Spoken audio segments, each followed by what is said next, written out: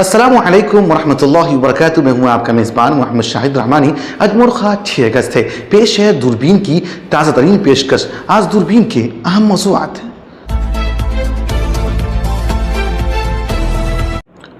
بادل پھٹتے ہی قیامت ٹوٹ پڑی. اترکاشی میں لمحوں و تباہی. لوگ لاپتہ. ویڈیوز نے سب کو ہلا دیا. آئیے جانتے ہیں تفصیلات میں. بہار کے بعد اب بنگال میں ووٹر لسٹ کی چھان بین. انتخابی نظام پر ایک اور بڑی تلوار لٹک گئی. آئیے پوری خبر جانتے ہیں آج کی تفصیل میں.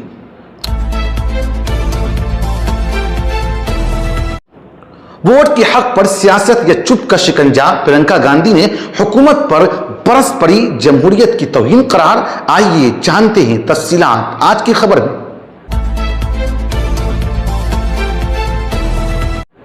پارلیمان میں خاموشی. اپوزیشن میں ہنگامہ. ووٹر لسٹ پر بحث سے انکار پر سیاست میں نیا طوفان. آئیے جانتے ہیں آج کی دوربین میں.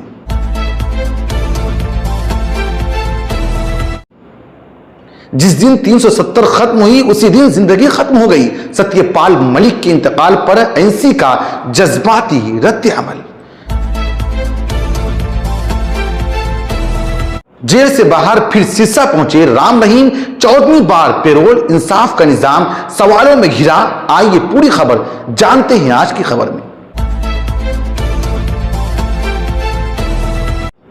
ہند فلپائن دوستی کا نیا دور. تجارت, سیکورٹی اور ٹیکنالوجی میں گہرا تعاون طے پا گیا. آئیے جانتے ہیں تفصیل آج کے دوربین میں.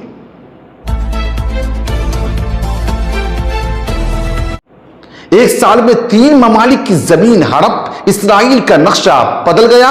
دنیا کی خاموشی کا فائدہ. آئیے پوری خبر جانتے ہیں آج کی خبر میں.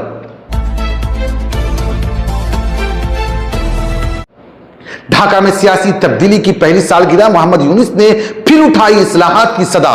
آئیے جانتے ہیں تفصیل آج کی دوربین میں. آپ ہمیں YouTube پر دیکھنے کے علاوہ ہمارے تمام سوشل میڈیا پیجز پر بھی فالو کر سکتے ہیں. آپ فکر و نظر اردو کا پروگرام دوربین دیکھ رہے ہیں.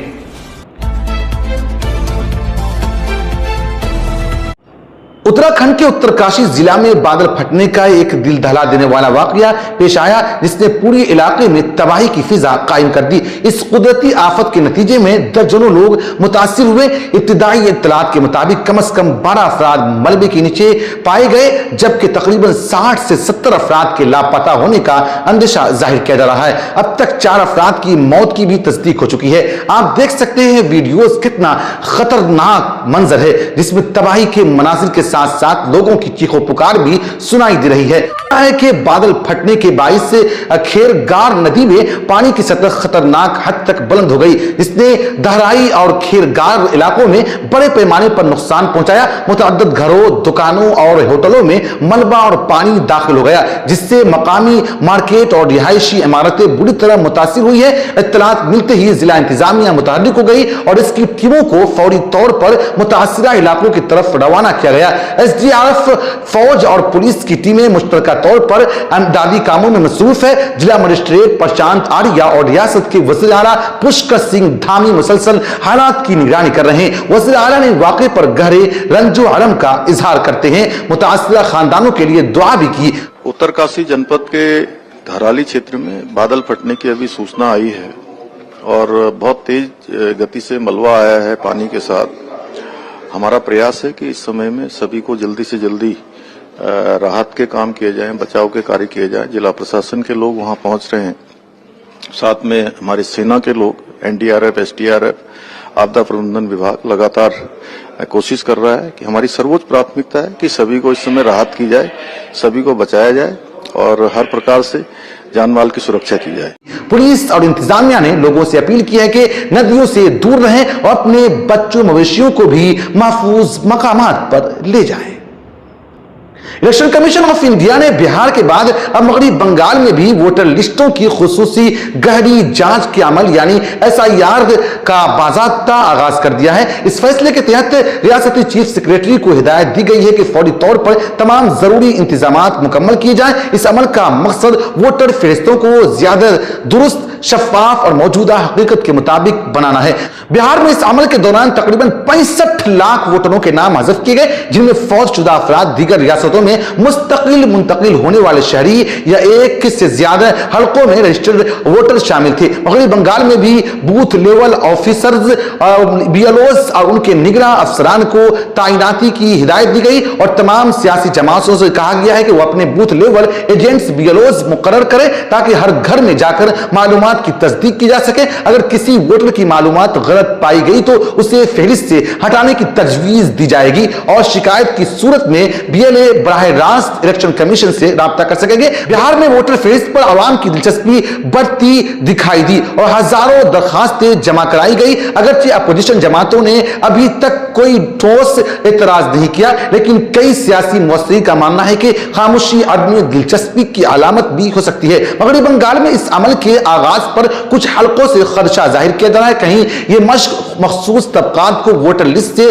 बाहर करने की कोशिश न बन जाए। इलेक्शन कमीशन का कहना है कि हर जमात को एतराज दर्ज कराने का पूरा मौका दिया जाएगा ताकि हतमी फहरिस्त से पहले सबका एतमाद हासिल हो सके।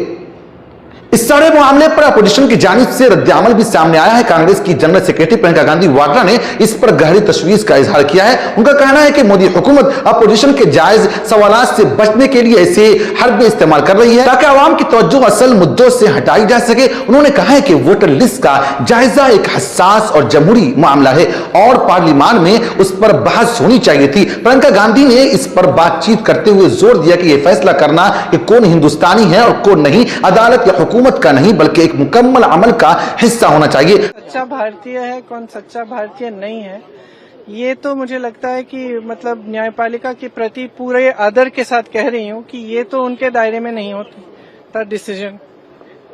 ये कोई जस्टिस तो नहीं तय करेंगे। दूसरा, राहुल जी ने हमेशा आर्मी का, सेना का आदर किया है। उनके दिल में उन सेना के प्रति, सैनिकों के प्रति, उनके अफसरों के प्रति पूरी तरह से आदर है और हर भाषण में जब भी बोलते हैं, जब भी उनका हम कुछ भी भाषण या कोई भी टिप्पणी सुनते हैं उसमें वो आदर बहुत स्पष्ट दिखता है।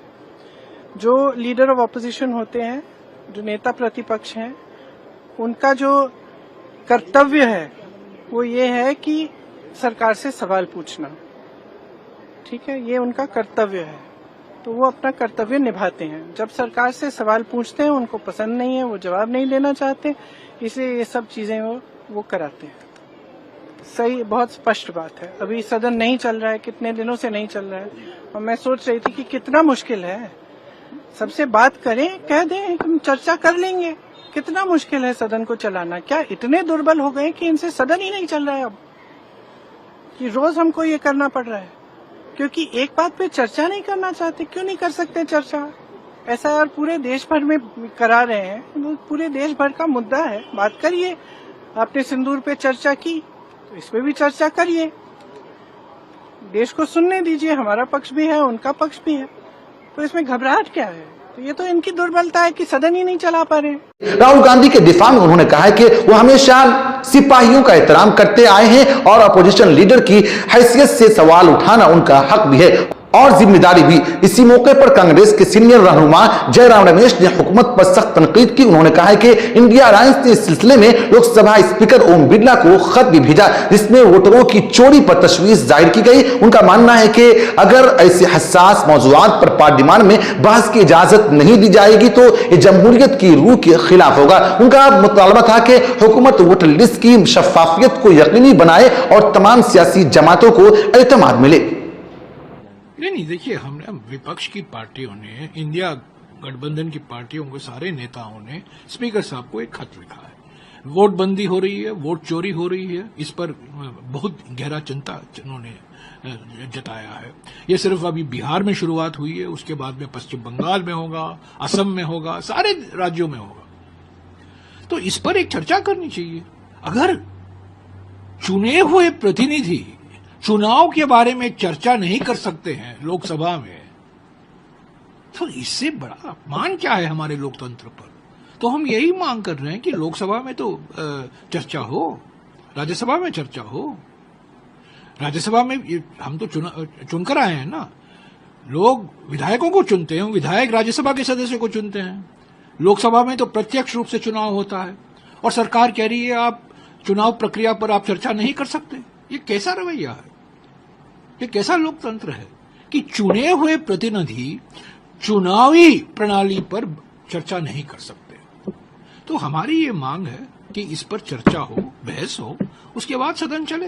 जम्मू कश्मीर के साबिक गवर्नर सत्यपाल मलिक का दिल्ली के राम मनोहर लोहिया अस्पताल में इंतकाल हो गया। वो 79 वर्ष के थे और तवील अलानत का शिकार थे। दिलचस्प इत्तेफाक है कि उनका इंतकाल उसी दिन हुआ जिस दिन दफा 370 को मंसूख किए जाने के 6 साल मुकम्मल हुए। सत्यपाल मलिक ने 5 अगस्त 2019 के हसास दिन जम्मू कश्मीर के गवर्नर के तौर पर खिदमत अंजाम दी और दफा 370 की मंसूखी के अमल की निगरानी की और उनकी वफात को सियासी हलकों में अलामती और कुदरत के इंसाफ के तौर पर देखा जा रहा है। नेशनल कॉन्फ्रेंस के रहनुमा तनवीर सादिक ने इस मौके पर एक सख्त तबसरा करते हुए कहा है कि जिस दिन उन्होंने जम्मू कश्मीर की शनाख्त मिटाई वही दिन उनकी जिंदगी का आखिरी दिन भी बन गया।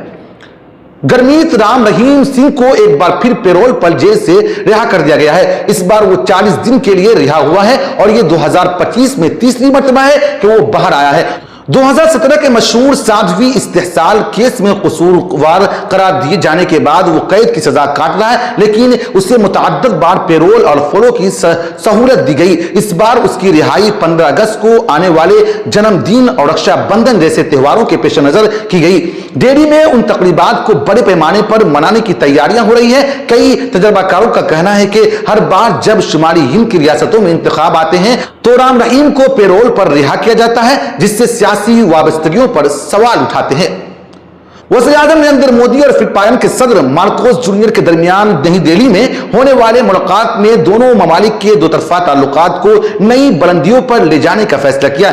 इस मुलाकात के दौरान बाहमी तिजारत, सिक्योरिटी, डिजिटल तकनीक, सकाफत और खलाई ताउन समेत कई शोबों में मुआहदे तय पाए। वज़ीर-ए-आज़म मोदी ने कहा कि हिंदुस्तान और फिलिपाइन के दरमियान सदियों पुरानी तहजीबी रिश्ते मौजूद हैं जिन्हें मजीद मजबूत किया जा रहा है। दोनों ममालिक ने समंदरी ताउन को फितरी और जरूरी करार दिया। इस मौके पर हिंदुस्तान ने फिलिपाई शहरियों के लिए फ्री वीजा का ऐलान किया, जबकि फिलिपाइन ने हिंदुस्तानी सयाहों के लिए वीजा फ्री दाखिले की पेशकश की।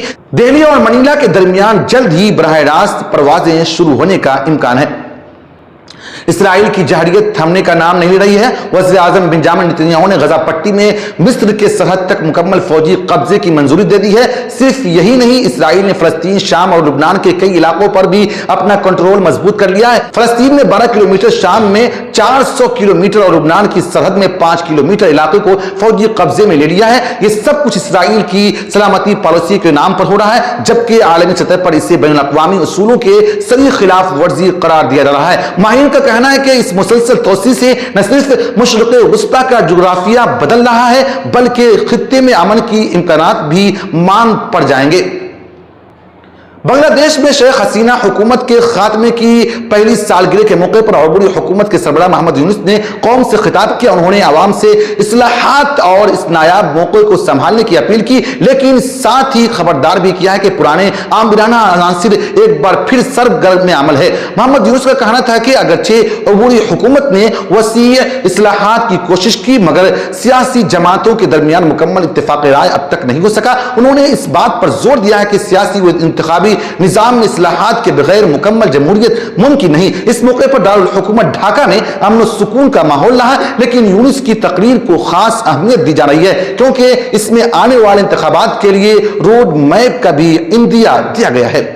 फिक्र नजर की गुज़िश्ता पेशकश में आदिल आलम, मलिक अंजुम, वसीम अहमद, मोहम्मद नसीरुद्दीन, शाहिद सिंगारपुरी साहिबान ने अपना कीमती तबसरा करके हमारी हौसला अफजाई की है। हम अपने तमाम नाज़रीन का शुक्रिया अदा करते हैं। आप मुझसे, हमारे साथियों से फेसबुक पर भी राब्ता कर सकते हैं। हमारा फेसबुक पेज है फिक्र नजर टीवी। शुक्रिया।